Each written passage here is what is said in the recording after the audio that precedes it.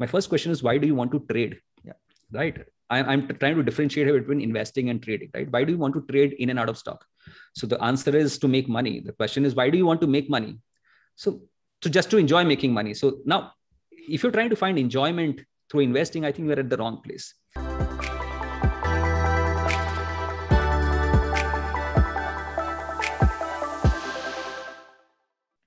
Hello, listeners. Welcome to another episode of Breaking Investment Stereotypes. This episode is brought to you by Multipie.co, where we believe that investing is an ignored life skill. Our mission is to create a platform where people can come, learn, share, and collaborate through the right tools. Ultimately, we want your hard-earned money to work for you. Here at Breaking Investment Stereotypes, my job is to deconstruct world-class investors or wealth managers and deep dive into their investing journey, professionally, personally, or both. I want to give a little guidance on how to use the shows. None of the following should be treated as investment advice. Please see multipie.co/disclosures for more information. My guest for today is Vishal Khandelwal. Vishal is the founder of SafalNiveshak.com, an initiative to help people learn the art of value investing and behavioral finance to be able to make better investment decisions. The site, which he started in 2011, is subscribed by more than 90,000 readers and has been ranked among the best value investing blogs worldwide. Vishal is also the author of the Sketchbook of Wisdom, which is packed with 50 timeless ideas from the wisest people who have walked this earth. Vishal calls it a manual on virtue, happiness, and the pursuit of wealth and good life. The book is just a treat. I've read it and found it very valuable, and I've asked my two daughters, who are 22 and 17, to read it as well. So without further ado, please welcome Vishal Khandelwal. Hi, Vishal. Thank you for being on the show. Hi, Raj. Thanks for this opportunity. Thank you. Yeah. So first of all, many congratulations on Safal Niveshak completing 10 years. You've really built up a strong platform in 10 years where you've been giving back most of your learning. So I want to start with this dialogue, which you've referenced in one of your talk. This is from the movie Anand, where in the end Rajesh Khanna says to Amitabh Bachchan, "Babu Moshai, zindagi badi honi chahiye, lambi nahi. मौत के डर से मैं जीना क्यों छोड़ दूं? जब तक मैं जिंदा हूं मैं मरा नहीं, और जब मैं मर गया तो मैं जिंदा नहीं. तो फिर डर किस बात का?" So you seems to have come to conclusion about this very early in your life. What made you think like this, especially in the context of whole genesis of Safal Niveshak, and how you see this 10 years? What was it like? What are your top 3 learnings? What keeps you going? Well, so Safal Niveshak completed 10 years just yesterday, and it seems like a journey, quite a journey that I have been through in these last 10 years. In hindsight, they look great, but like foresight, 10 years back, it actually looked like a scary journey, because I had some basic idea about what I wanted to do in terms of go out and tell people or teach people how not to lose their money in stock markets investing, because I had been an analyst as a stock market analyst with an independent research company for the previous 8 years before I started Safal Niveshak. And I'd seen a lot of people in family, distant relatives, a lot of people who took advice, and a lot of friends, brokers, right? Lose a lot of money in the 2008 crash. So that was actually a turning point for me as far as the mindset of being an investor, analyst, or a teacher is concerned. So that taught me a lot of lessons, that we as analysts are not masters of the universe that we claim to be, right? Especially in bull markets. And there has to be a better way of earning money or earning your living than just recommending stocks to unknown people. So that really got me thinking, and that actually was the genesis of the idea of Safal Niveshak. That was in 2008. But since I've talked about this on my blog as well, I had a financial liability, a home loan, so I had to repay that off, because I couldn't have decided to quit my job without with a financial liability on my head and with a family to take care of. So that was like late 2010 when I, with all my savings, investments, thanks to the 2008 boom, I completely paid off my liability. And the day I paid off my last bit of liability in terms of rupees, I just offered my resignation to my boss. As I mentioned, I knew that I had to go out and teach people how not to lose their hard-earned money, but there was no clarity in terms of what exactly was that I wanted to do. How would I be able to earn money? Why would people pay me to teach them how not to lose their money when everyone wants to understand the secrets of making money in stock markets, right? So, and also because there are more takers for advice on trading than on long-term, slow value investing. So I remember there were not many people who were writing on value investing. There were like a few of them, just few of them, and not very active. So I thought that was an opportunity to really go out, meet people, teach people like me how not to lose their money. So that is the genesis of Safal Niveshak. In terms of learnings over the last 10 years, there have been multiple learnings, of course, but then there are few which actually stand out and that have really helped me in crossing this 10-year barrier. The first is that people are kind, right? So as I mentioned, I had no clear idea about how would I earn my bread, how would I take care of my family as far as financials are concerned, right? I remember when I quit my job, and just immediately after that, a son was born. He was premature, and we had to spend a lot of money, almost like 25-30% of my savings were gone into hospitalization, all those expenses. So there was a momentary thought of going back, but then I decided there was no plan B. If this is it that I wanted to do in life, or we'll think of something else in the future, but I have to give Safal Niveshak some time, right? So I completely put my faith on trust on the universe, and just went out completely. And people came out to be very kind, or kinder than what I would have thought. So I remember when I started monetizing Safal Niveshak for the first time, that was in 2012. So almost a year after I started Safal Niveshak, when I was completely writing blogs, which are all free on the website. In 2012, I started with my workshops, initially workshops, and they were priced at 0 to 5,000. So I had no fixed price on them. I just thought that since this is the first time I'm going out, and people, I'm not really, I don't like taking money from people. So let me let them decide what they want to pay me, rather than me fixing a price and giving them a fixed deal. And to my surprise, actually, I managed to cover the cost of my workshops, though I played very cheap that time in terms of cheap locations, not cheap in the sense of bad location, but yeah, a friend offered me place to conduct my workshops. They offered free food as well, or a subsidized food as well. But people who attended the workshops helped me pay up the cost and make some tiny profit. So people are kind. Over the last 10 years, I realized I've received so many positive feedback for the kind of work that I am doing, right? People have subscribed to premium services. They paid money to learn value investing. They have paid for the book as well, which I thought, I'm not sure how many people would pay up. So yeah, people have kind. I trusted them and they responded well. So that's the one big lesson. I think second big lesson that has come out is that I never wanted to work for any prestige or status or money or approval alone, right? So of course, if it comes, it makes you happy, right? Momentary, but that's all momentary happiness. My idea was to just do my work, just put my head down and do work well. And that's exactly what I've done for the last 10 years. In fact, a few years back, I also uncopyrighted Safal Niveshak, which was the idea that I took from Aaron Schwartz, who was very vociferous about uncopywriting stuff internationally, who had to commit suicide because someone put a blame on him, because he was actually trying to make free a lot of information which should have been in the public domain. So I uncopyrighted Safal Niveshak, which means anyone can take up any content that I've written and create services, paid services out of that. Of course, credit is appreciated, but it's not really required.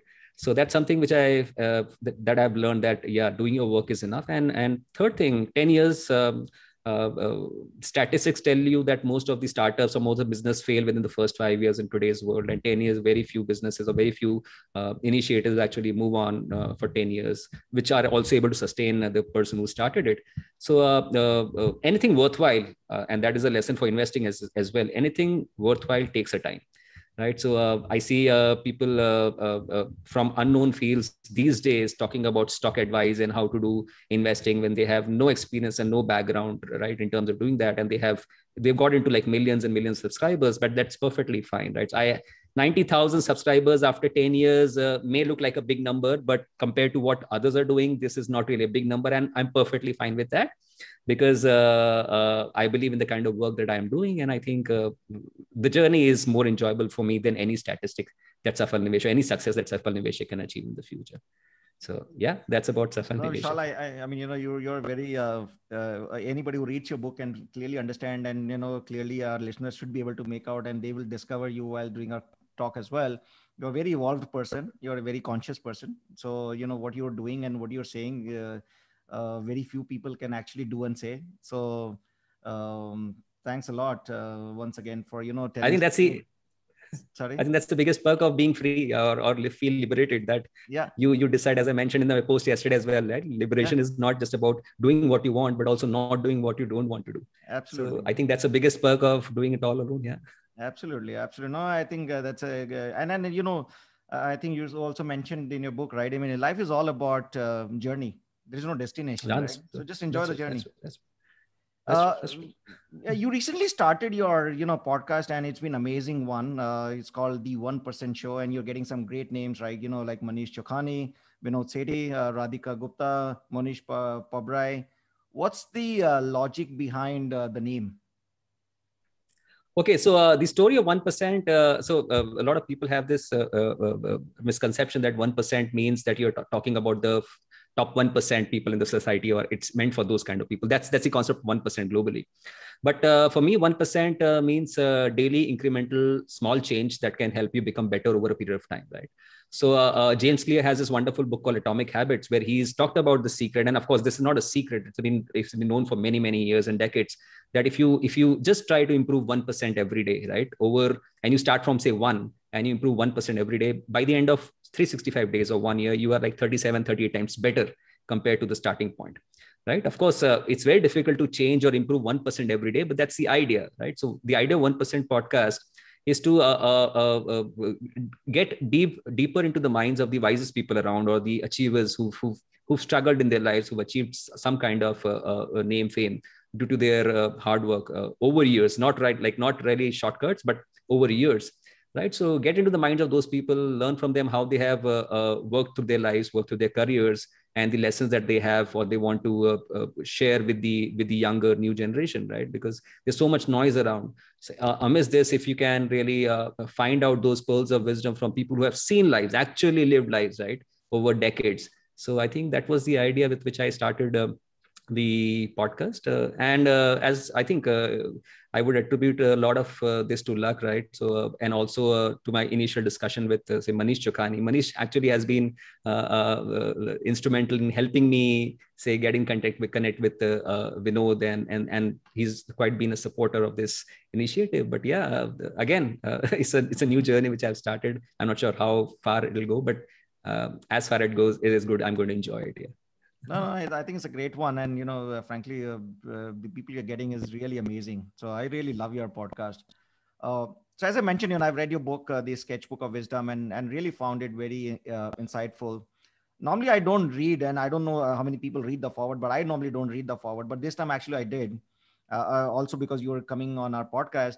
So both Manish and Sanjay Bakshi have loads of praises for you. So Manish mention your book in the same level as other legends like poor Charlie's Almanack, Maubussin's Think Twice, Nassim Taleb, Black Swan, Morgan Housel, which is actually going to be a guest on your podcast as well. After reading the book, I realized why he said that. But I would like to hear from you. What made you write that book? Well, the introduction itself, my introduction says the reason why I have written this book. But yeah, let me share with you quickly, right?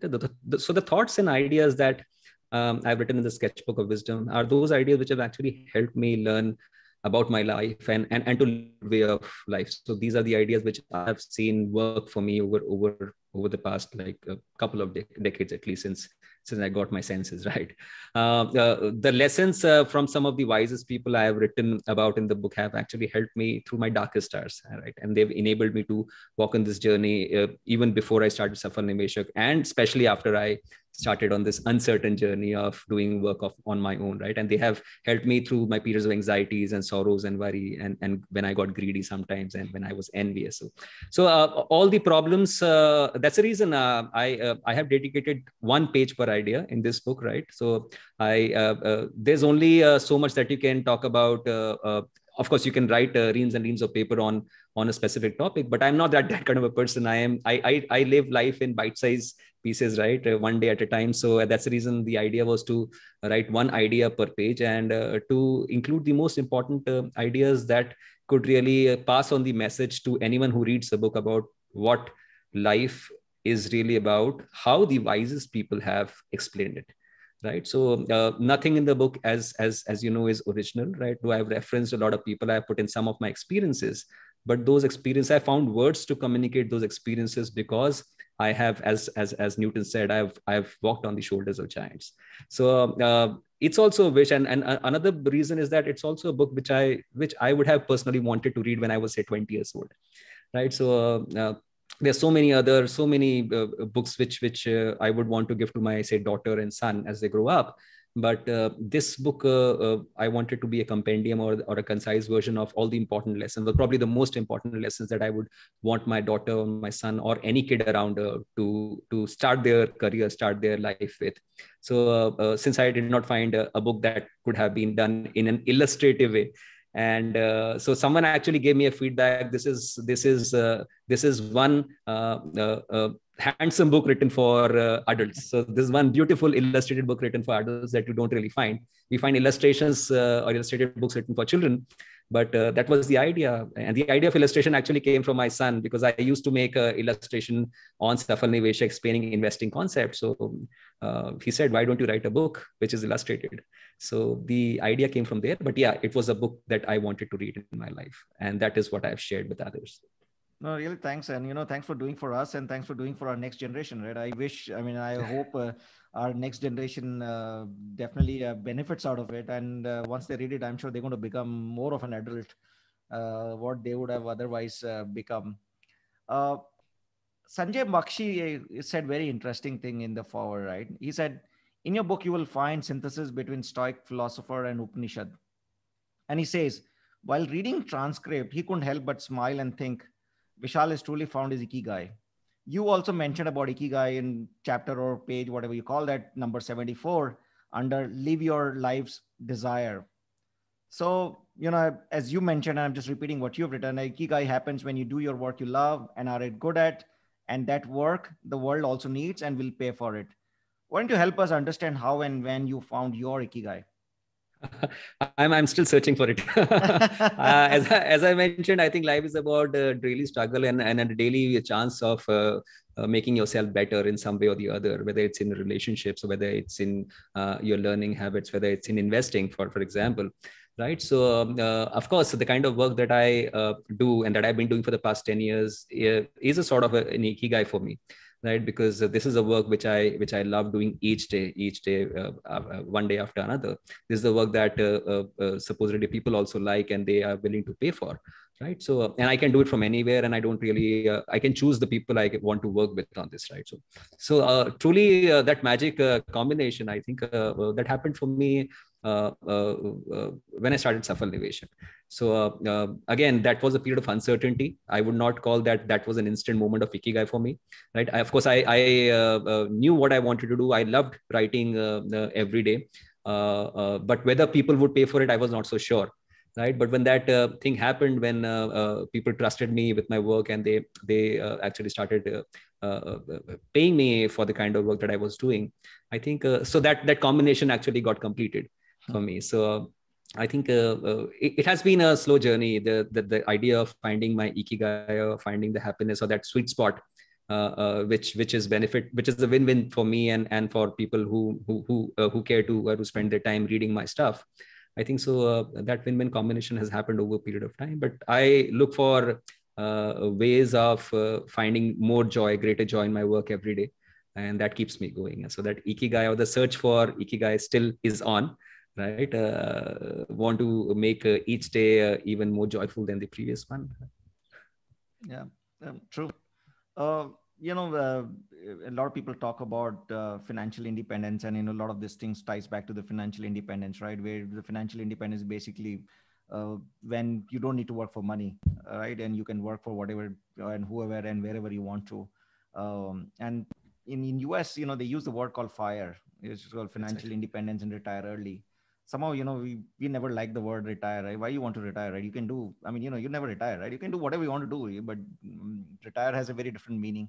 So, we were thinking about how to look at this. We changed that FIRE to FIT, where basically, financial independence target instead of financial independence and retire early.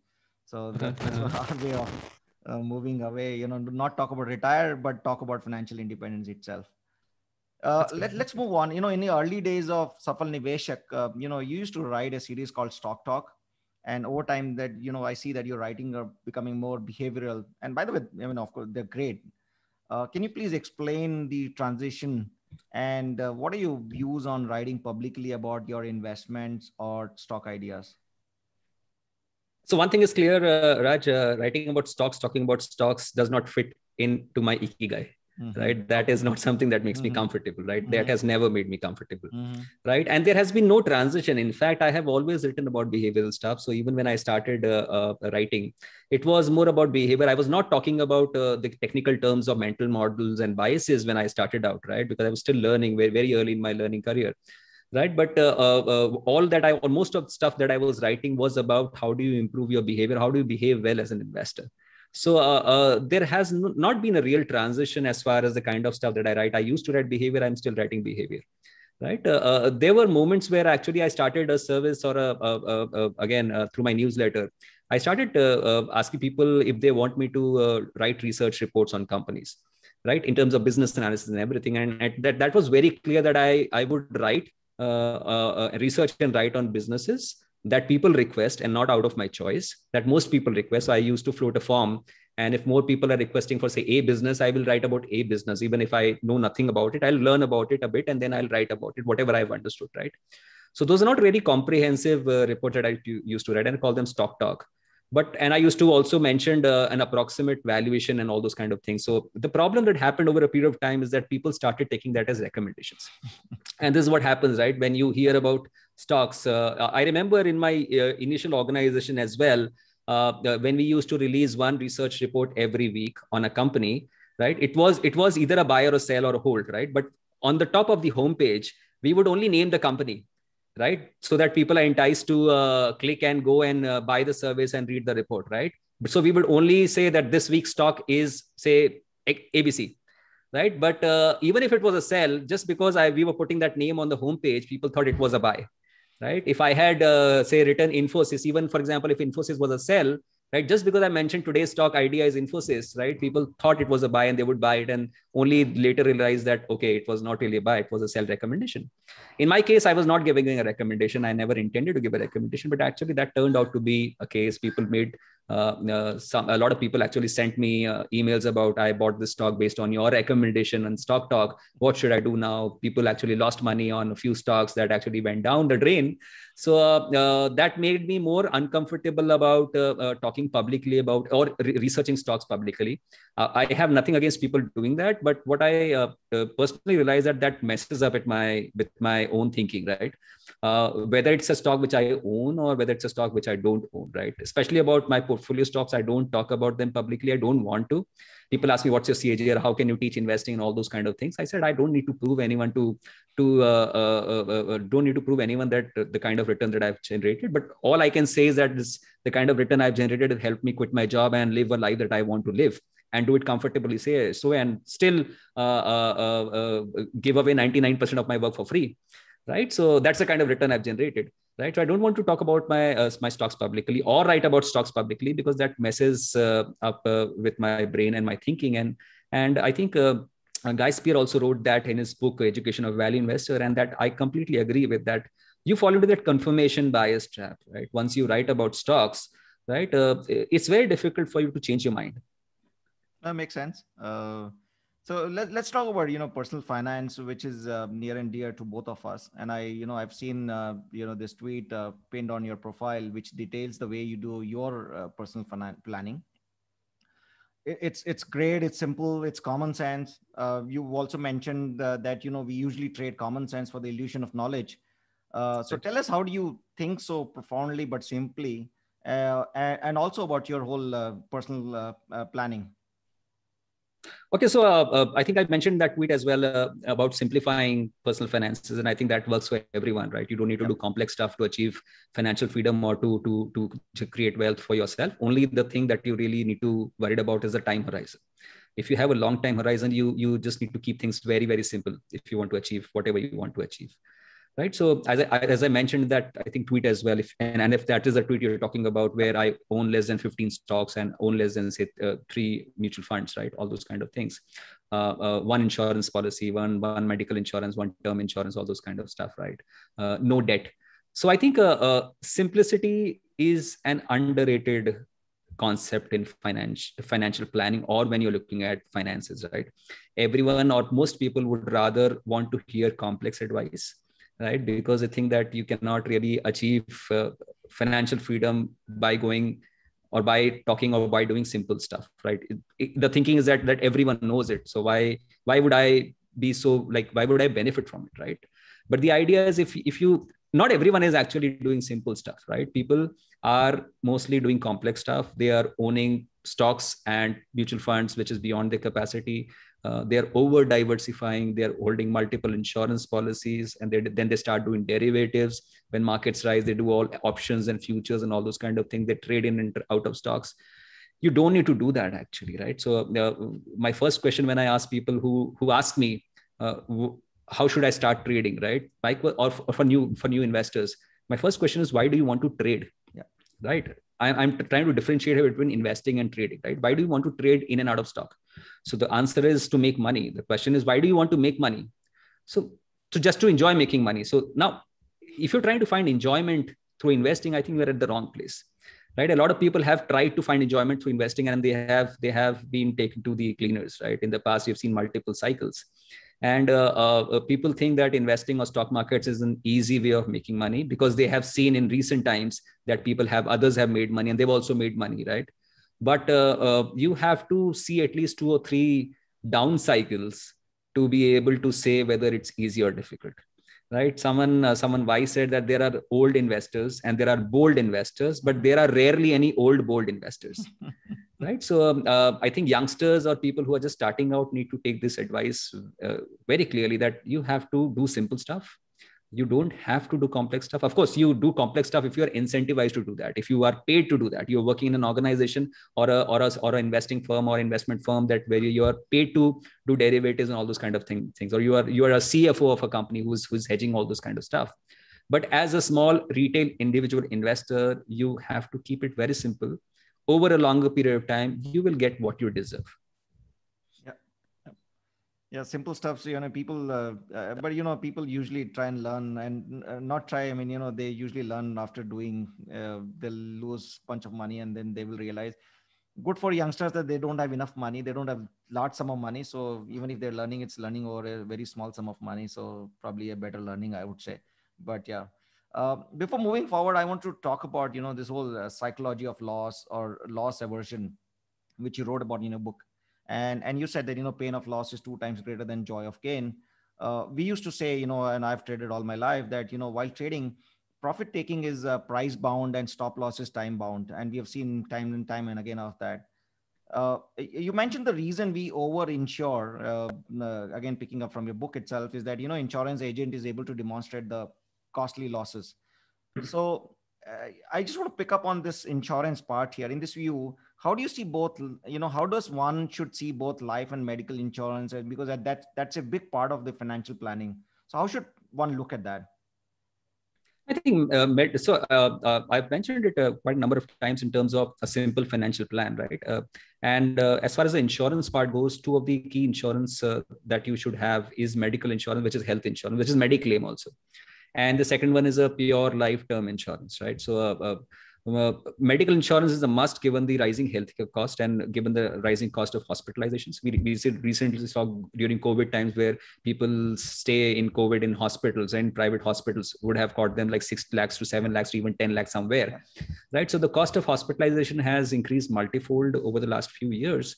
And that is the reason, and also because people are living wrong kind of lifestyle. So the chances of getting hospitalized, you may think that you are invincible, but as you grow old, right, you realize that the chances of getting hospitalized due to an injury or an illness actually increases, right? So, and also with the rising hospitalization cost. So that's the reason the medical insurance is something that I would advise anyone who's starting his career to actually take.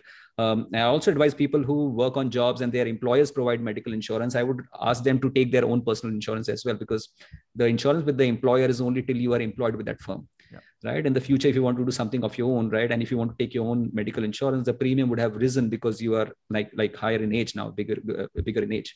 So that is one thing very important. Pure term life insurance, another thing which I talk about, and I myself have insured myself for a pure insurance. Again, no ULIPs, no endowments, because they are waste of money, right? Pure. But the problem again, it's more about education.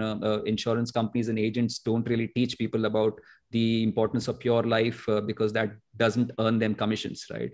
Pure life, and the buyer of insurance is also doubtful.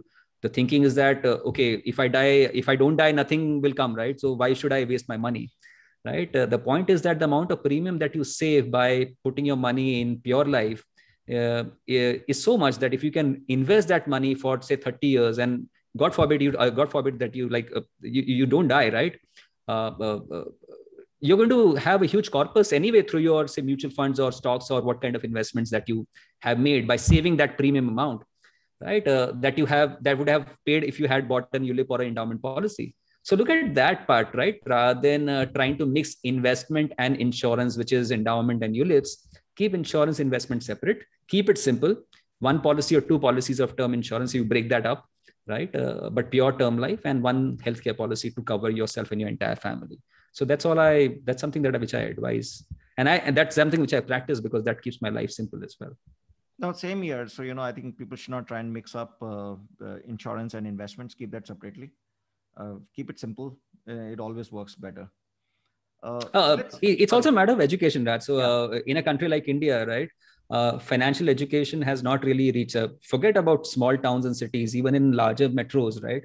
I see so many friends of mine, so many people, so many peers whom I've worked with in the stock market space for many years, right? I see so many people who, despite being in the financial services industry, they are either underinsured. I'm not talking about taking a lot of insurance. They are either underinsured or they have all these wrong kind of policies with them, right? So it's a matter of financial education. People need to understand that it's very important to get educated yourself in simple finance concepts and simple finance ideas rather than running after complex stuff.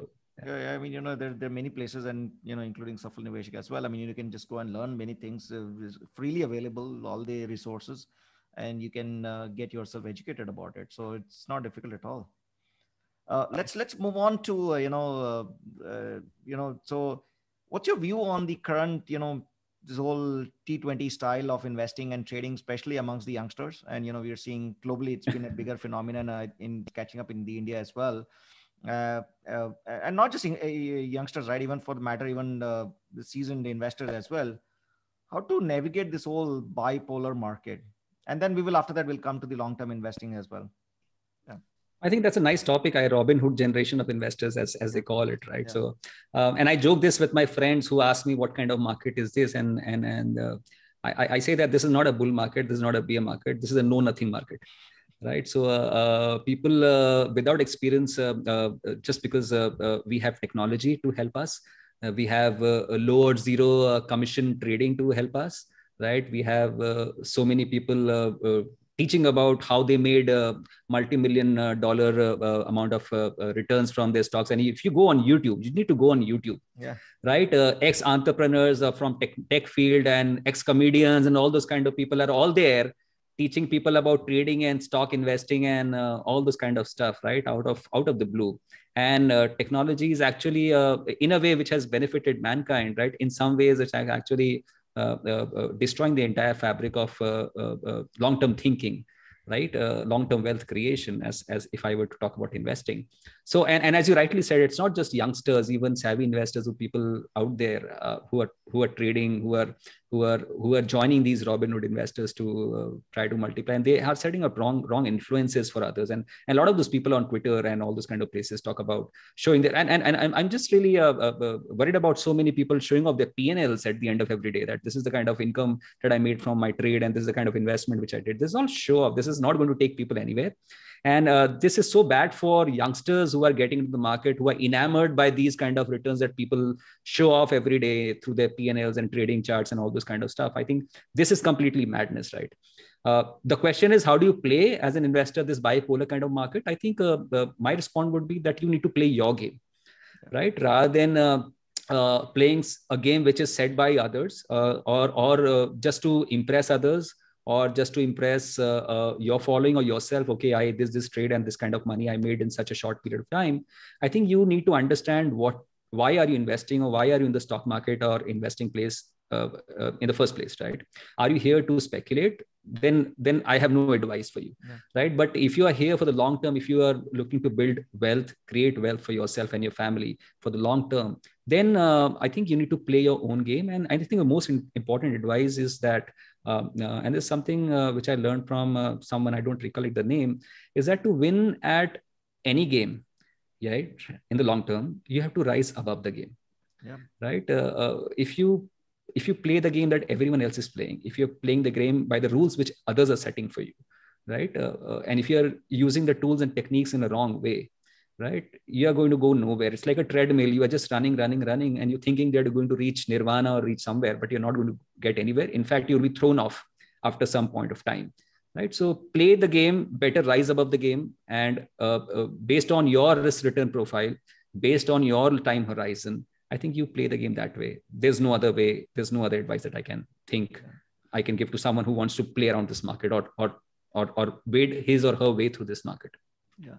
It's also part of the cycle as well, right? Most of the people, when they start, they all start as a think that trading is easy and you can make easy money because, that's what you read about, and not even understanding those people who are writing those things are probably don't even have the skin in the game. They may be just bluffing. And then you progress into a long-term investor that, I have gone through that. I'm sure a lot of people go through that. When you start small money, as I said, when you're young, your small money is still okay. Probably your losses may not be big because you don't have much to bet on. And hopefully you'll progress to become a, more evolved and a long-term investor. So let's sorry, go on, Vishal. No, yeah, I think what you said is completely, I completely agree with that. Yeah. You recently spoke about long-term investing in the age of, short attention span, and just picking on what we're discussing so far. And you mentioned that, we have as a human being, we have an attention span of about 8 seconds, which is probably lower than goldfish, I guess. So can you talk a bit more about this whole, how does one can look at the long-term investing? So yeah, I remember some statistics from the New York Stock Exchange, which releases a fact book, right? And I don't have new data on that, but the last data which I had was from them was that in 1960, an average holding period for a stock was around 100 months, right? Around 100, which was around almost like 8 years. That's what average holding. By 1990, that came down to 26 months, which was slightly above 2 years. And 2010, that was 6 months. That was the last statistic which I had. In 2020, I am sure that's less than 3 months. Yeah. Right. With the kind of average holding, with the multitude of investors or new people who are actually trading in and out of stocks, right? Derivatives and all those kind of stuff, right? I'm sure it must be less than 3 months. Right. So, and this is stocks, right? If you look at statistics from Indian mutual funds as well, the last thing which I saw like maybe 6 months or 8 months back, right? Majority of people don't even own mutual funds for more than 6 months. Right? So not just people are trading in stocks, they are also trading in mutual funds, right? Ignore the large part of the market, which is trading in derivatives, right? So people, I see a lot of people making that mistake. As you mentioned that, okay, money is less, saving is less, so I'm not going to lose much more, right? But the habit formation, right, happens early. And there are very few people who actually change the way they think and they invest over a period of time. Either they'll start with trading, derivative and everything, they'll lose out money, right? They'll come out of the market. They'll probably enter the market at the wrong time and they'll come out after losing everything. And they'll say, this is a casino, I'm not going to come back. And then again, in the next peak of next cycle peak, they'll again going to come at that point of time. And again, they'll lose money and they'll say, this is a casino, I'm not going to come back. And probably the second time, they are not going to come back. The second generation of kind of investors are people who lose money, some money, and they realize their mistake. They actually sit down to think what the kind of mistake that they made. And they actually maybe turn towards something which is much more sensible, something which is much more stress-free, right? I'm not saying that everyone should start with value investing and everyone should do long-term buy and hold and forget kind of stuff. Of course, there's no forget over even in long-term investing. You need to buy and hold and review after every regular frequency, maybe 6 months, once in a year, right? But the idea is that, and the statistics and the numbers prove over the last 100 years for the US markets and last 30 years for the Indian markets, that the longer your time horizon, the greater is your probability of earning decent returns, or at least market or slightly higher than market returns from the markets or from the investment that you make, right? So we have as you mentioned rightly, we have an attention span which is less than a goldfish of 8 seconds. Again, this is an old data, Now I think it should have reduced even further with all the social media out there. Right, in 8 seconds, I think people can move from Instagram to Twitter to Facebook. Right, so you have 3 different things, and they would have also made a decision of which stock to buy next in those 8 seconds. The only way, or one of the most powerful ways which I have found, and which is not an advice that you can give to someone who is actually who has a short attention span, because that person is not going to pay attention to your advice as well. Right. So for me personally, and for anyone who's willing to listen and adhere to, I think cutting out noise from your life, cutting out all the unnecessary information overload that you receive day in and day out, saying no to, as Taleb says, via negativa, right? You need to remove everything which is a hindrance to your growth, right? And everything that you remain with is going to help you grow, right? So if you remove newspapers, right? If you remove television channels which tell you about businesses, news, and everything. Of course, it's very important to read about businesses and know about businesses, but you can always read them through the annual reports, through company websites. You don't need to read daily newspapers. You don't need to watch business channels to understand what the business is doing, right? Because then you're also going to be fed a lot of garbage stuff, right? So saying no to news, saying no to noise, right? Saying no to what others are saying, avoiding, say, WhatsApp groups, avoiding looking at your stock prices daily.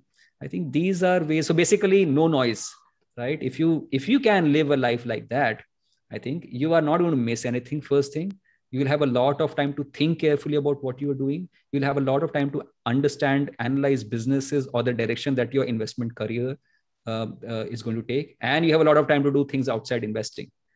Right. So say no to noise. And I think most of your problems are going to be solved.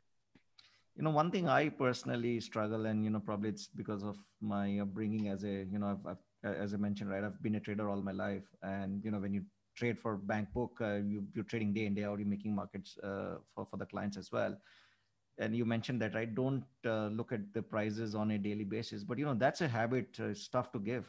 And especially for people like me, I mean, I invariably end up checking.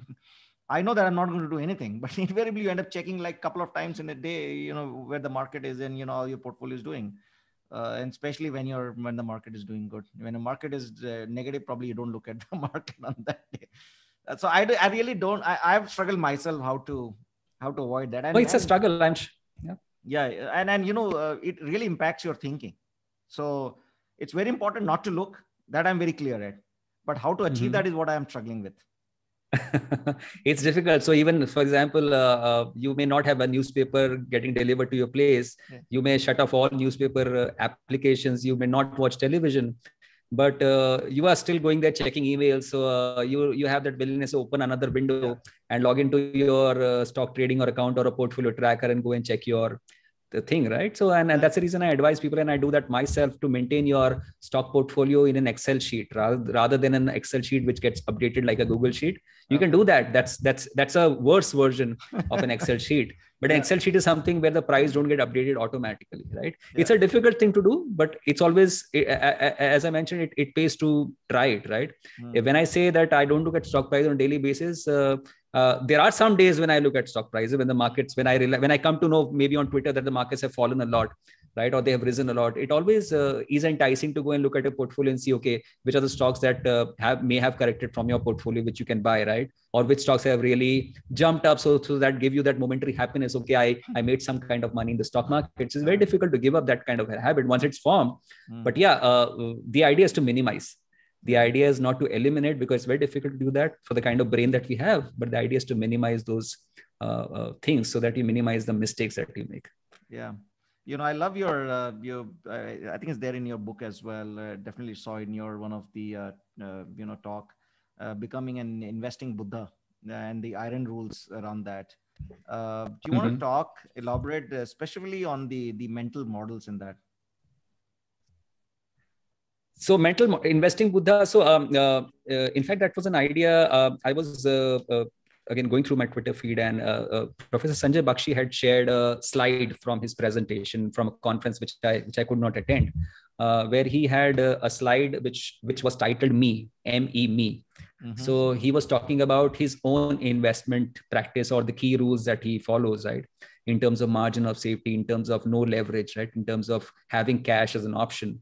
right? In terms of not doing derivatives, in terms of long-term thinking, in terms of satisficing that you are satisfied with the kind of returns which are adequate for you to make.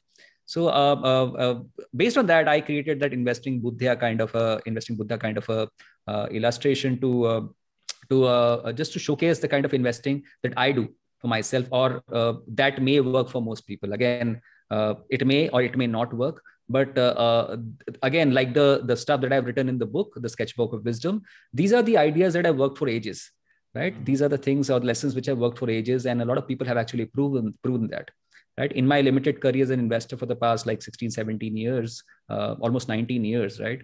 I have practiced such kind of things in terms of no leverage, in terms of margin of safety, in terms of not going outside my circle of competence, right? Almost all the time. Luckily for me, I never started from that trading mentality or never was a trader. I started from long-term thinking, came across Buffett later, lessons from Buffett later, slightly later in my career. But then I have always been like risk averse. I've never liked putting my money into things which I have never understood, right? Neither borrowing money from people, right, to trade or to do anything else. So I think it's the nature of the individual that defines the kind of career path that he or she is going to take. Of course, there are circumstances that force you, maybe a job loss. You have been investing your money and suddenly you lose your job and you have to cut short your long-term positions that you thought that you would hold on for 20, 30 years. And suddenly you have to sell everything because you take care of your family. So outside those circumstances, which are outside your control, I think these are the kind of models which have really helped me. For example, in 2008 and 2010, I almost sold off all my stocks. 2008 January and 2007 December, at the peak of the stock market and before the crash, I almost sold all my stocks. Was I insightful? No. Was I lucky? Completely yes, because I had that idea of quitting my job and paying my housing loan. And also because of the promise that I had made to my wife that within 5 years, I'm going to pay off this housing loan and probably quit the job and live our own life. Right. So to pay off my housing loan, I sold almost all my stocks and started building that portfolio again in 2009. So I've been lucky on those aspects a lot of times. But then in general times, right, when I would not really, not those times which actually define your career, right? In normal times, I have used these mental models of margin of safety, circle of competence, staying invested for the long term, right? Looking at businesses which are good capital allocators, not looking at stock prices while making investment decisions, right? Not being overconfident, right? So I've not been a confident person ever in my life. The only thing, probably thing of confidence which I have done was to quit my job and start Safal Niveshak. Apart from that, I have been very risk averse. I've been very quiet, laid back kind of a person, a lazy kind of a person. And that has helped me in investing. Being lazy and laid back has helped me generate adequate returns from the stock market over the last 19 years. So Vishal, on picking up on this long-term investing, one thing I have struggled myself, and I've seen people, how to navigate all these cycles, right? I mean, let me take an example. Let's take Indian, the small and mid-cap stocks, which went through gutter, post like 2017, 18, and for probably about 3 years, they just went down drastically, and now they're doing well again. While talking about and thinking through the whole long-term investing, how should one navigate all that? I think for me, the best way that I have navigated through the cycles of the past 19 years, and they be like multiple, and like we've seen 2 or 3 deep down cycles, right? And then sharp up moves, right? Is to stay invested, right? Of course, I'm not really talking here about investing in cyclical stocks or industry specific ideas where you have to really time the cycle well to make money. But the kind of businesses which are sustainable over long periods of time, over multi-decades, right? The kind of businesses where capital allocation has been good throughout, and it does not really depend on an industry or a particular or a global industry, right? Those kind of businesses, if you're invested over there, right? I think the idea of navigating cycles is to stay invested. Of course, you have to be cautious when you hear a lot of noise on the streets, or you see those kind of peaks, near peaks kind of situations where everyone is talking about stocks, right? And everyone is asking about stock advice. And there are a lot of IPOs coming in. Just to give an indication of period like now, today, right? You have to be very cautious. Maybe in such kind of situations, what I have done in the past has to what I've done is to incrementally reduce my incremental investment into stock markets, right? Rather than pulling out money or cashing in into the kind of business that I already own, I have reduced incremental investment into stock markets. Maybe held on to cash in the past to wait for the opportunities that I am looking at, but not available at appropriate valuations. So that is one way that I have dealt with cycles, broader cycles in the past. Of course, no one can say that when is the cycle going to turn up or turn down, right?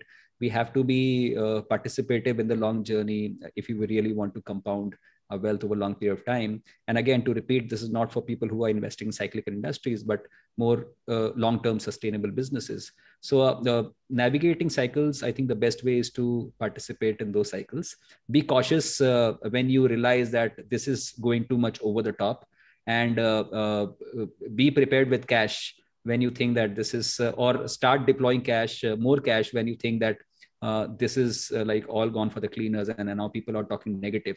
Of course, you can still go even further down. Investing is like catching falling knives, right? In a bear market and a bad market, you're going to get hurt, right? You invest after the stock is down 50%, and probably it may go down another 50%, right? So that may and that will happen, right? But if you own businesses for the long term, right, as Buffett and Munger tell us so much time, which is very difficult to say and very easy to say and difficult to practice, that you need to think like business owners, right? Imagine if you're a business owner and you are here for the long term, right? You are not worried about cycles, right? You will be taking care of your house even in a good time and even in bad time. You are kind of create a business as a business owner that really has the capacity to suffer bad times, right? If you're investing in businesses which have the capacity to suffer bad times and also have a long runway of growth, right? Just put your faith and money in those businesses and ride them, right? Rather than worrying about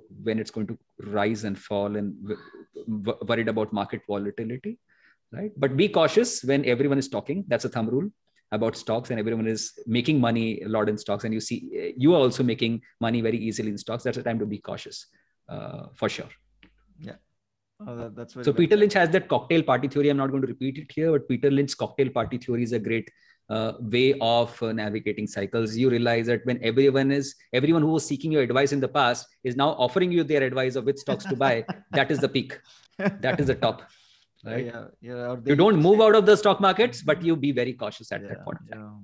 They used to say, right, when Panwala, now I don't know, because of COVID, people may not be visiting the Panwala, but when the Panwala starts giving you advice about stocks, that's the time you know that you're really near to the peak. So please start. The Panwala would be busy applying to IPOs because he has the power of technology. He understands how to make payments online. Yeah. So it's easier for them to apply to IPOs. Yeah. Yeah. So, you've interviewed many stalwarts from both Indian and the global investing ecosystem. Can you pick any of your top favorite talks and takeaways that had stayed with you? Difficult to pick up top 3 talks or top any talks because everyone whom I've got a chance to interview, they have their story to tell, right? So no story is good or bad compared to others. But multiple lessons which I've learned, and I think the common themes which have come out is that one is, as far as investing is concerned, there is no one way to build wealth, right? People have done cyclicals. People have invested in simple, core, long-term sustainable businesses. People have tried to mix some kind of trading with some kind of long-term investing, right? So which is a rare thing to do and also find success, right? But this is one thing which I've learned across all these interviews which I've done with investors or successful people over the last few years, that there's no one way to build wealth. But yes, almost everyone has proved, and that is something which I've learned, is that the chance of a positive outcome increases the longer is your horizon.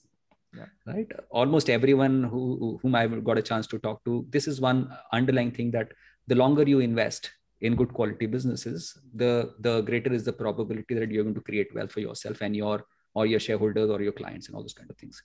The second lesson which has come out very clear is that you have to be a lifelong student of businesses, right? If you have to be an investor, right, rather than looking at stock prices, right? Rather than indulging in derivatives, you have to be a student of businesses. You have to learn how businesses are run. You need to understand what makes them tick, right? You need to understand, you need to be able to differentiate between good capital allocators and others, right? Most of the people out there who are running business out there, I would say 99%, if you remove the 99% who have not really allocated capital well over multiple cycles, you remain with those top 1% or 2% of capital allocators whom you need to bet your money on from a long period of time. And you need to also understand the risks involved, right? So these are important things that almost every investor who's done well in the long term has done for himself and his or her clients. And the third thing is that people who achieve some kind of success in investing, in long-term investing over 20, 30 years, right? They are great learning machines. They are humble. They are learning machines. And that's a lesson for everyone who's starting new, because if you think, or the day you think that you've arrived as an investor, I think that's the start of your downfall, right? We never arrive anywhere, is least of it in investing, right? Every day is a new reason to learn. Every day is a new thing, right? Businesses change, dynamics change, the environment changes, behavior changes, right? And investing is all about behavior, right? So you have to be a learning machine. So all these guys actually show how they have been learning machines and how they've benefited from that learning, to how they've implemented that learning and have actually become so good at what they are doing. So yeah, these are the few lessons that I've learned from these people I've interacted with. You're right. There is no, because you mentioned, right, the investing is a lot about behavior, and because it is a lot about behavior, there is no one way about investing, but there is your own way of investing. You have to understand yourself first, and I think you write about that in your book as well, that you have to understand yourself first, so that you can learn about your own way of style of investing where you're comfortable with, and that is the way. Right. And don't start looking at what this guy is doing. That you start copying people. You have different styles of investing. You will make a mess of what you doing. What suits you. That's it. Copying people. So you talked about copying people. I think that is also a good strategy for some. If you understand what you're copying and how you're pasting it. Yes. Right. But you have to become comfortable copying with and that, right?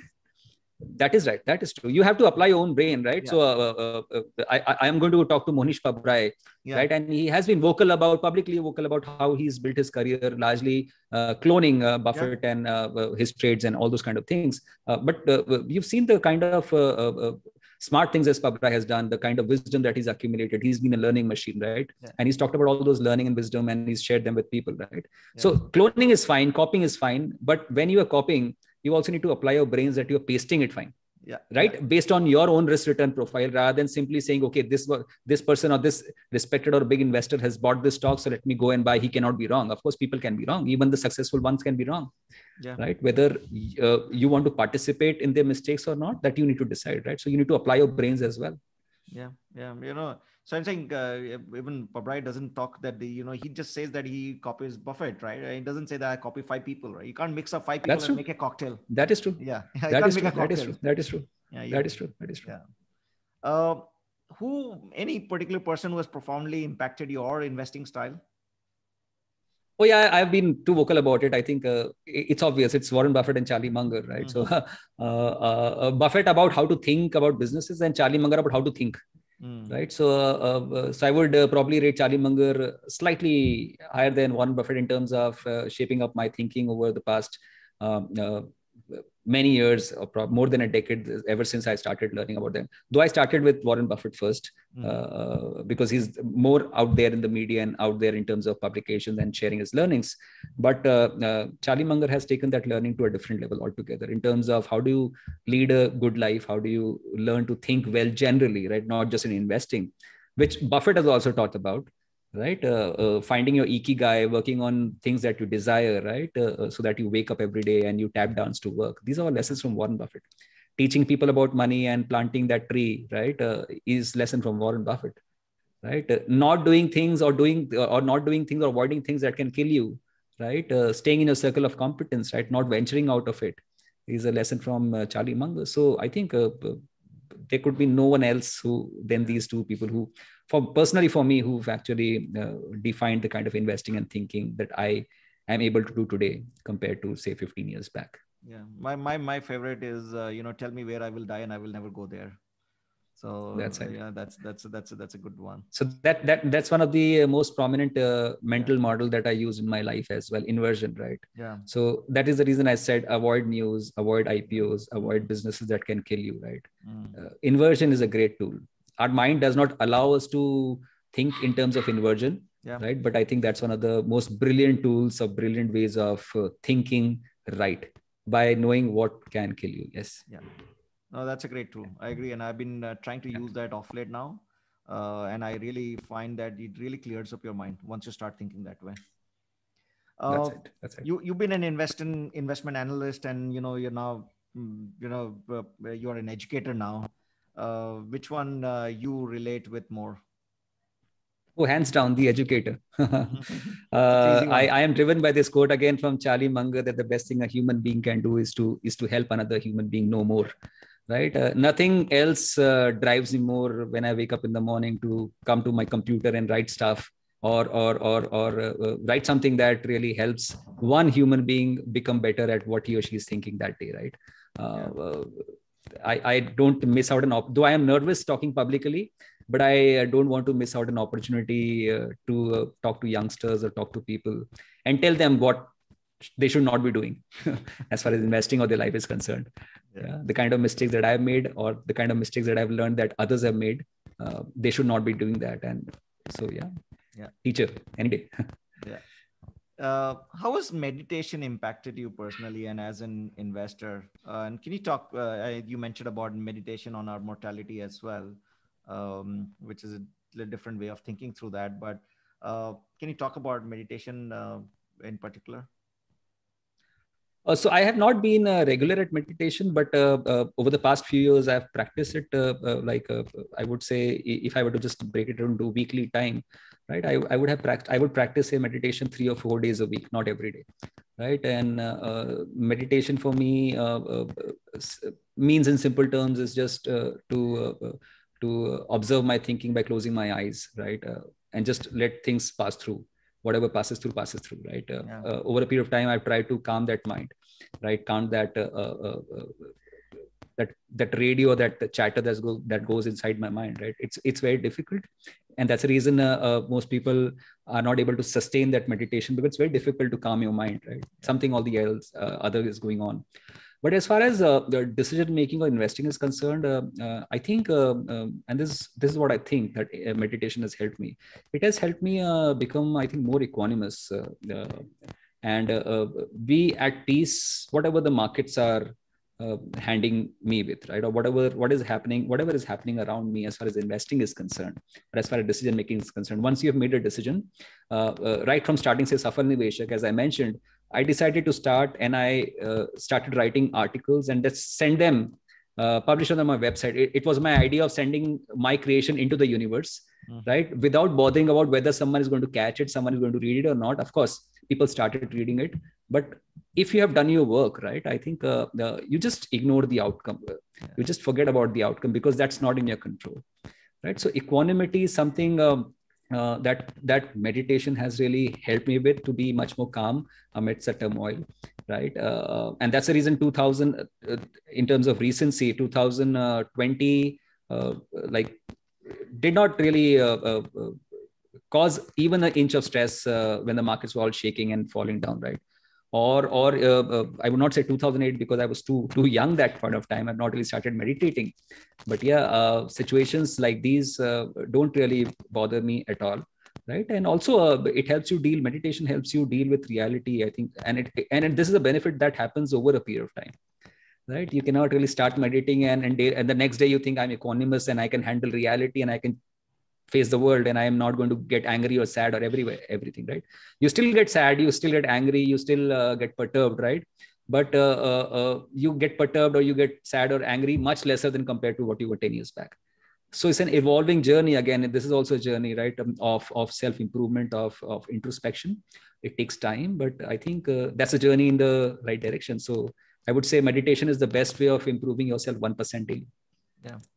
As you're mentioning about, getting angry side, and, the Buddhist way of meditation doesn't tell you that you should not fight against those emotions. Let the emotion come, and then you will understand that emotion will come and subside. That's the whole part That's of meditation, right? That's what you're trying to achieve. Not react to the emotions rather than fighting against the emotion. Yeah, that is true. So your mind waves off, right? Even when you are meditating or you're living your life, right? In those moments when there's turmoil, your mind just moves on, and you you get involved in that turmoil, right? But then you suddenly remember, okay, this is not something that I should be thinking. This is not something I need to get back. I need to get back. I need to get back. Right, we move back, right? So I was reading Krishnamurti, and this is something Krishnamurti I've covered in my book as well, right? In terms of how to meditate, he says that there's no one can teach you how to meditate, right? You have to learn it on your own. You have to sit quietly. You have to let your thoughts pass through, and then once you've tried to do that for some time, right? Then you look at the world in the same way. So you are not meditating only after a certain point in time, only when you are sitting down and closing your eyes and breathing. After some point of time, even when you're looking at a tree, or you're looking at a person, or you're even looking at a stock price chart, right? That becomes meditation, because you're focused on that one particular thing. You're not focused on where things are going to go or where they have come from, right? And you're trying to analyze each and every situation. You are just there looking at that thing at that moment and living that moment. So that is the real benefit of meditation, when it allows you, or it leads you to live your life in that moment. There's no other benefit of meditation. Of course, by breathing techniques, you can help your circular system, right? You can help your immunity and all those kind of things. That is what people aim for when they started meditation, or you become much more calmer. But I think the idea of meditation is to make you meditative each and every second of your waking life. Yeah, true. Very well said. Since our show is called Breaking Investment Stereotypes, any investment stereotypes or biases, and I'm sure you have many of them, you would like to break? Oh yeah, I think not just specific to investing, but yeah, since you talk about investing, I think everyone talks about power of compounding. Yeah. Right. People talk about compounding wealth over a long period of time, and saving, being frugal and saving, all that kind of thing. Right. Compounding wealth is not the be all and end all of investing. That's, I think, the stereotype that I want to break. Right. I'm not saying that you don't be frugal, you don't save money, and you don't want to you should not be compounding. Of course, you should be doing that. But whereas, as far as investing is concerned, compounding your money and creating wealth for yourself is not the end of it, right? It's important to appreciate the learning that happens along the way, right? And it's much more important than that is to understand how much is enough, right? We all want to create huge wealth for ourselves, right? The problem, I think, Daniel Kahneman talked about that we cannot imagine ourselves in the future. Right? If I were to ask you to imagine yourselves at 30 years down the line, you are not going to do that. Yeah. And that is the reason we don't take long-term decisions. Yeah. Right? Because we are not able to imagine ourselves 30 years down the lane. That's the reason we are not able to think how our investments can help us become what we want to become 30 years down the line. Right? So that is one aspect. But the important aspect that I want to talk about, as I mentioned, is that don't focus, or I would advise people not to become full-time investors unless and until you actually really want to become a full-time investor, do nothing and manage some your money, or you have a lot of money, proprietary money that you need to manage. I would advise people that there are much bigger charms to life than investing and compounding your wealth. Right? Of course, you need to take care of your future as well, build your finances, you have your ammunition to take care of your health and everything in the future, your family. But look at investing as just a byproduct of your learning journey. You're learning about businesses, you're learning about human behavior, right? And also understand that there is a place where you need to stop, right? I'm not saying stop working at all or stop growing your money. That is going to happen automatically. But you have to say how much is enough for you, right? Since we don't have a finish line, we keep on running, right? We want to earn a 25% CAGR or a 30% CAGR. We want to copy Warren Buffett, and we want to copy that 20-year-old guy who became a millionaire at 30-year-old, right? But that is not investing. That is not what my investing or how I see investing all about. It's a learning journey. Yeah. Right? It's a journey of learning. It's a journey of becoming a better person, right? By empathizing with managers, for example, by not being arrogant, by getting over all your, like, for example, envy, right? By understanding that we are all envious all the time, right? But that is a sin that really does not give us enjoyment, as Charlie Munger says, right? So investing teaches you a lot more than compounding, right? So we need to focus on the bigger aspects of life, right? Buffett says that I'm a better investor because I'm a better businessman. I'm a better businessman because I'm a better investor. I would say I'm a better human being because I've been a better investor over a period of time. Because being in investing, learning from the likes of Buffett, Munger, and so many other people have helped me become better at being a human being, right? So I would rather lead people or youngsters to focus on the self-improvement that takes place rather than only compounding wealth. So that's one stereotype, if you were to call it, that I want to break in your show today. I have some thoughts on this because our relationship with money is very weird because we don't know how much is enough. We accumulate a lot. And when you accumulate a lot, in the end, either you will try and donate 90%, 95% to it, or you will leave for your children. And I read a beautiful line in which I tell many people that the amount of bank balance you have when you die is the amount of extra work you've done. Right? It's a sad thing. Yeah. If you have a large bank balance, it's a sad thing when you die, right? It's a sad thing, right? Yeah. Of course, you leave some money for your kids or your family to take care of. That's one part of it. Yeah. But if it's more than their needs, I think it's a sad thing. Absolutely. So that marshmallow thing, I've written about that in my book as well, right? People talk about that marshmallow experiment and delayed gratification, right? So you need to delay gratification, but not all of it. Yeah. Right? Don't leave all your money to compound in the future. Use that money to enjoy in your present. Take your kids to a park or a Disneyland or a foreign trip or somewhere where you will have to spend some money and they will enjoy the experiences. I'm not saying buy them stuff. I'm saying let them enjoy the experiences in their growing up years. Spend some money over there if you have that money.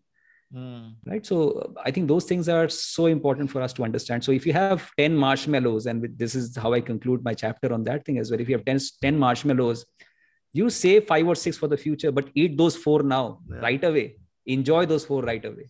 Yeah. That's important. That's important. We've seen mostly men in the world of investing, right?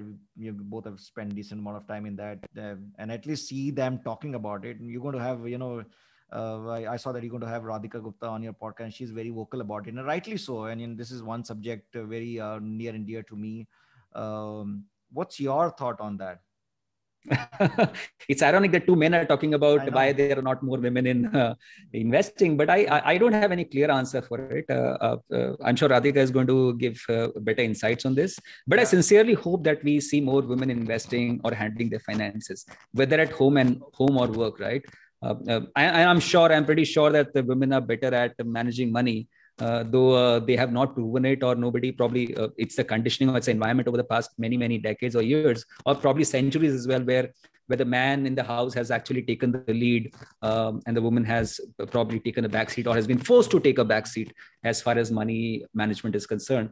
So I think I was reading this article by Jason Zweig on Wall Street Journal, and he wrote that in 2009, just after the crash, is that all those people who thought themselves as masters of the universe, right? And they were the men who actually caused the financial crisis, right? And he also mentioned that women would be better investors and would be better managers of money. One thing is that they are not willing to take a overdue risk, and they are not really overly arrogant or overconfident as far as things is concerned or decision making concerned. They're much more like calm down, toned down compared to men who often behave rashly, right?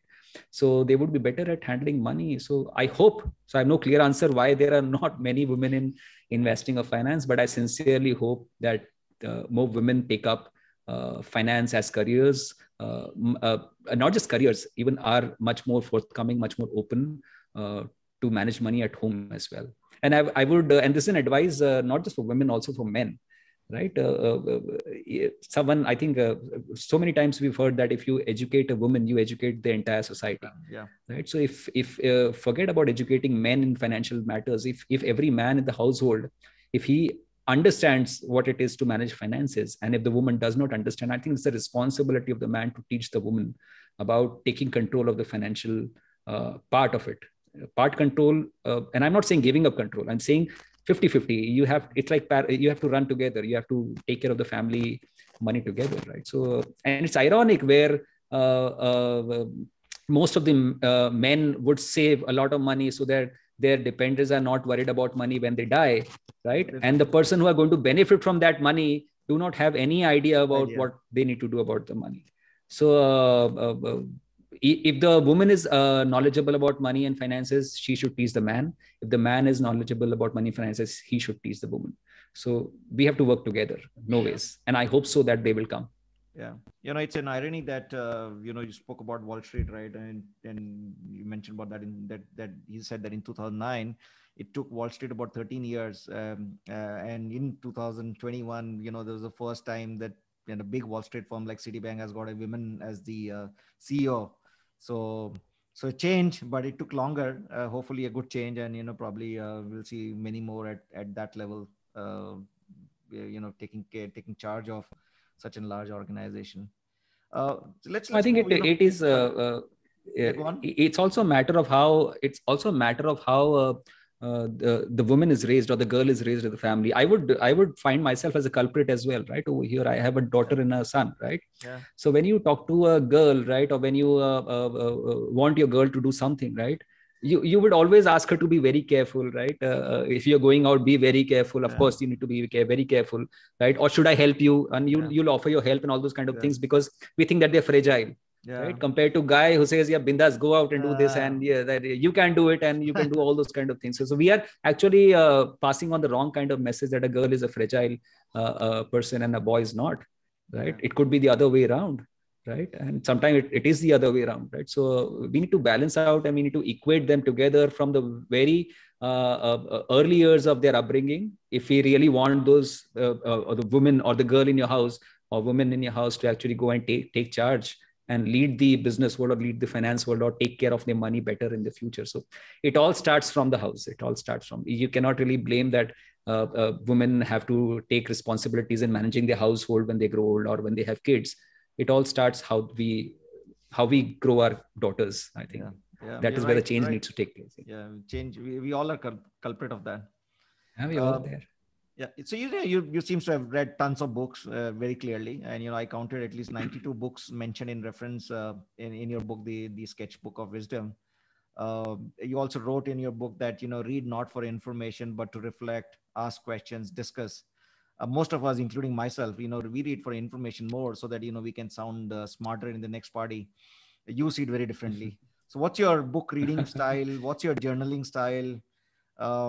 What books are you reading currently, or any recommendations you want to throw up? So I think 2 years back, and I tweeted about this as well, and I wrote on the blog as well that 2019 and 2019 I didn't buy a single book.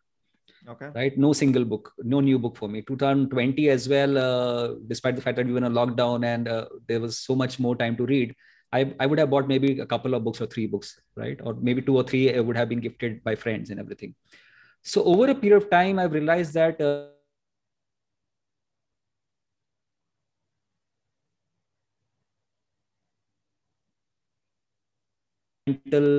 major incremental knowledge of wisdom that you received by reading new books, right? So I have gone back to reading or rereading those old books, the classics as far as investing, human behavior, wisdom is concerned, Krishnamurti or Ben Graham or Charlie Munger, or lessons from Warren Buffett, Howard Marks, right?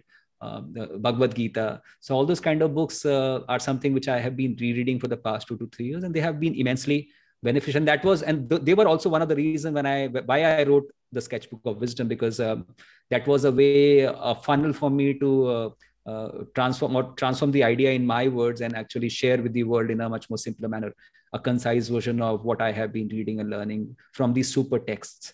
As far as new books are concerned, so recently I have been reading this book called Noise by Daniel Kahneman. It's a new book which recently came out. I just started that. So no major lesson which I could share as of now. So Noise is something, but I started liking that book again. I got a recommendation from my conversation with Vinod Sethi recently. He talked about Gita Vashisht. So Yoga Vashisht. I'm sorry, Yoga Vashisht. So Yoga Vashisht is actually the notes of the education that Vashisht gave to Lord Rama. Okay. Right. So, so we've all heard about the message or the training or the lessons that the God has given to the world. Now, here is a message which was given to Lord Rama himself, right? So there could be nothing better than that. Yeah. So that's also a book that is that's something which I've started liking as I'm reading. It's a dense book. It's not an easy read, but yeah, that's a reason you have to read just 1 page per day. So that's something which I'm doing. And I recently got gifted this book, Richer, Wiser, Happier by William Green. So that's something which I highly recommend. It's a wonderful book which profiles a lot of super achievers as far as investing is concerned, very wise investors, and what they have done in their lives. It's not just about investing, about the characters, about how they've grown up, how they practice investing, the long-term thinking that they do, the simplicity with which they invest. So they have William Green actually done a great job in terms of profiling these investors and bringing their most important lessons to us. And most of these investors that not many people would have heard of, right? But wonderful lessons. So yeah, these are the 3 books which I'm reading as of now. But yeah, more of rereading than new reading, for me. Yeah, all our bookshelves are full of books we have never read. We've been buying That's tons right. That's right. That's right. Yeah. That's right. So we are coming to the end of our conversation, and this is something we ask all our guests. What will be your advice to your 20-year-old Vishal, who's just starting his own investment journey, or even starting his career itself? And also one advice to a young parent. So a 20-year-old Vishal who's surrounded by Bitcoins and cryptocurrencies and blockchain and options is not going to listen to the 40-year-old Vishal for sure. Because the 40-year-old will talk about long-term investing and saying, I don't understand this, which means you should not be also doing all those kind of stuff. Right. So, but yeah, I will still try. I would still probably advise Vishal or for example, if I were to talk about my daughter, Kavya, she's 17. So assuming that she's 20, right? I would advise her to make small, again, incremental daily changes in her life.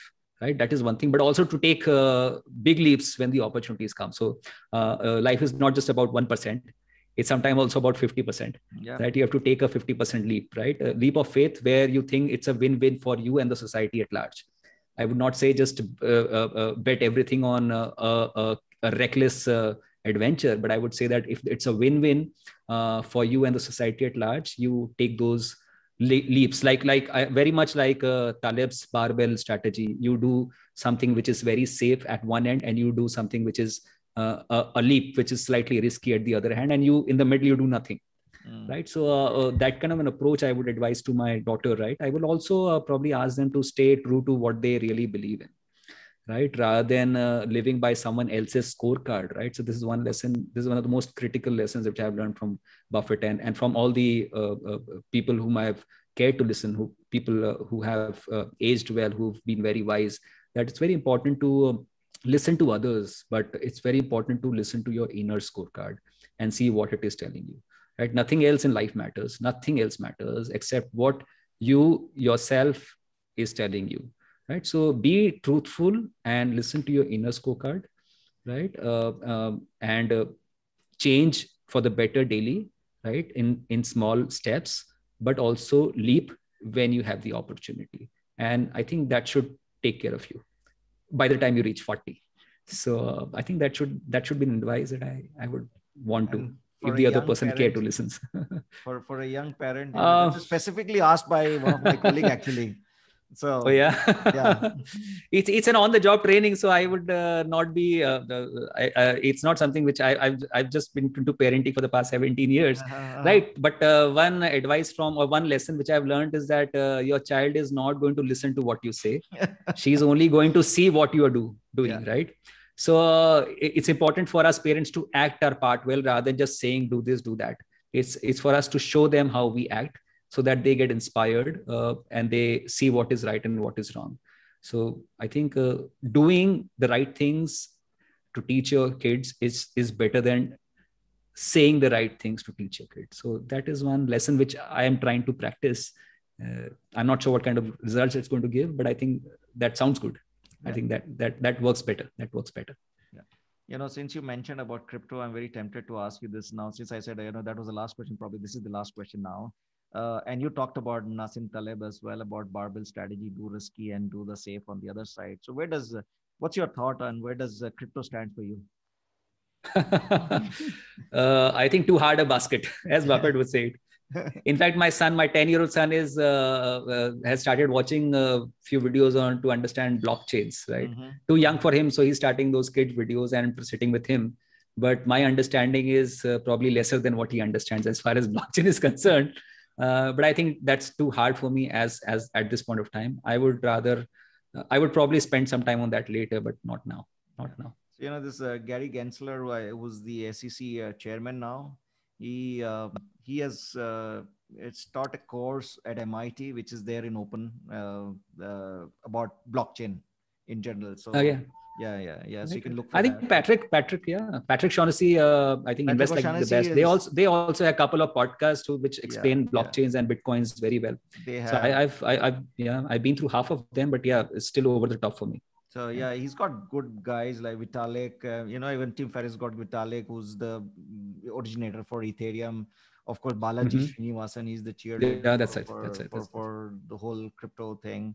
But it's very fascinating. People like us find it very difficult to understand this. But I always believe that if so many smart people in the world are involved in this and looking at it, it is at least worthwhile your time to even look at it. Don't chew it away. No, I'm sure. I think it's very difficult to change your mind, right? And with the kind of conditioning that we have had over the past 20, 25 years, that long-term investing, value investing, or stocks and bonds are the two kind of investments that you, or real estate at best, right? For us, I think this is typical of any new asset class or any new thing that we look at. We first start with denial. Right, this is not going to work. This is for the youngsters, or this is speculated and all those kind of things. They may be, and I'm sure in cryptocurrency especially, there's a lot of speculation that has happened. The kind of TikTok videos and the advisor that you see on Twitter, right? People making millions overnight and then losing everything, right? In a Bitcoin crash. It's definitely a dangerous game to play, but with education, with right kind of understanding, the underlying technology, which is blockchain, I'm sure it is quite a fascinating world out there, and a lot to learn for us to change our minds and look at those things with a new pair of specs, probably a new way of looking at the world. So mental models, that's another mental model, right? How do you look at new things? How do you change your mind with changing facts? I think. Yeah. So, my only problem with that is, this blockchain is meant for, and they call it like a trustless society. And I believe that without trust, there is no society. So I'm not able to comprehend both of them together. How can you have something for a trustless society? Because you will not have a society itself. So anyway, that's how do you trust the fiat currency as well? The question is, how do you trust fiat as well, right? That is true. People are printing money like crazy, and you have bubbles, which is asset bubbles, right? So how do you trust them? But yeah, because they are regulated by the government, you trust them more. In the future, if there are more regulations which favor blockchains, people are going to trust them more as well, right? So it's always important for us to evolve and learn. I think that's the only way. There's no other option. Yeah. Or you simply say, okay, I don't want to learn anything and I just want to focus on stocks and everything. That's perfectly fine. That's perfectly fine as well. Yeah. No, Vishal, I think it's been very, very, great conversation. I think this is the longest podcast we have recorded so far. So that speaks about it, that how, interesting this has been. Thank you so much. Thanks for being an educator. You've done incredible amount of work. Once again, congratulations on 10 years and, cheers to many more decades of Safal Niveshak. Thank you so much. Thank you so much. Thank you so much for the opportunity. Thank you so much. Thank you.